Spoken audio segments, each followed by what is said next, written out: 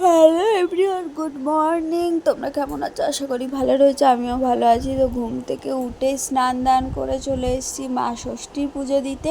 তো দেখছো কত লোক। তো দেখো আমার ষষ্ঠী পুজো মানে অঞ্জলি দেওয়া হয়ে গেছে, এখানে দাঁড়িয়ে রয়েছে আর ওই পুচকির জন্য। তো দেখো তোমাদের সানি এখন শুয়ে রয়েছে, যেহেতু ওকে রেখে দিয়েই গেছিলাম ষষ্ঠী পুজো করতে। তো ঘুমাচ্ছিল বলেই আমি গেছিলাম, নালে গিয়ে বিরক্ত করতো, দেখার কেউ নেই। তা দেখো শোনার পরে কেমনি বিরক্ত করছে। তো তারপরে দেখো আলুর তরকারি করেছি, এবারে লুচি করব, যেহেতু আমি তো আজকে আর ভাত খাবো না, আর নিরামিষ খাবো। আর তোমাদের দাদা ভাইদের জন্য রয়েছে ডিমের ঝোল আর ভাত, আর কিচ্ছু করিনি। তো দেখো এটা তোমাদের সানিকে খাইয়ে নিচ্ছি, আর এইদিকে দেখো আমার লুচি মানে আর আলুর তরকারি নিয়ে খেতে বসে গেছি। তোমাদের সানিকে খাইয়ে তারপর আমি খেতে বসেছি। স্নান করতে গেছে, তার মধ্যে আমি রেডি হয়ে নিয়েছি, যেহেতু এখন একটু গোড়াবাজার যাব। জানি না তোমার দাদাভাইয়ের কি চক্ষু লজ্জা পড়লো, হাতে শাখা পরাবে।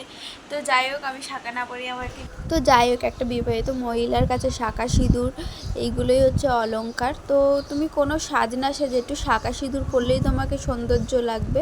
তো এখনও পর্যন্ত দেখো আইব্রো করিনি, আইব্রোটা করতে যাবো। কত মোটা হয়ে গেছে, কি বিশ্রী লাগছে। আজকেও তাও হবে না, তো আমি সপ্তমীর দিন সকালে যাবো ওখানে। তো দেখো বলতে না বলতে বেরিয়ে গেছে। আর এই লাইটগুলো থাকলে না পুরো মানে পুজো পুজো মানে ফিল হয়। আর আমাদের ঘরের সামনে হয়েছে, কিন্তু এরকম এলইডি লাইট লাগায়নি, বাল্ব লাগিয়েছে। তো যাই হোক দেখো এখানে জুতোর দোকানে এসেছি, তোমাদের সানি জুতো কিনলো, একটা বুট কিনবে আর কি। তো দেখো এখানে একটা মন্দিরও রয়েছে। তো জানি না তোমরা সানির পায়ের বুটটা নজর করেছো কিনা। তো এটা আমি নেক্সট ব্লগে দেখিয়ে দেবো। দেখো আমার শাখা পরা হয়ে গেছে, কতই না মানে না সেজেগুজে কতই না হাতগুলো সুন্দর লাগছে। তো দেখো তোমাদের সানি ওখানে খুব ইয়ে করছে, ওকে তাই সরিয়ে দিলাম।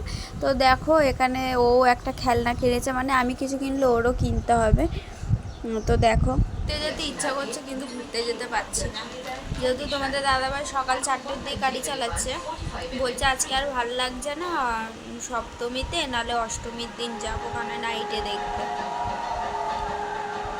এই ঘরে এইভাবেই কাটতে থাকে। আমার এখন সেরকম একটা মন খারাপ হয় না, কারণ কি বলতো, মানে বিয়ের প্রথম বছরে একটু মনটা খারাপ হয়েছিল, কান্নাকাটি করেছিলাম, কিন্তু তারপরে নিজেকে বুঝিয়ে আর কি, আর মানে ঘুরতে যাওয়া অত মন খারাপ হয় না। নিজেকে ঠিকঠাক করে নিয়েছি যে না, সারা বছরের দিয়ে তো এই সময়টাই আর কি ধরো কাজ হবে, ইনকাম হবে, তো ওইগুলো তো আমাদের জন্যই গোছাচ্ছে, ছেলে বউ জন্য।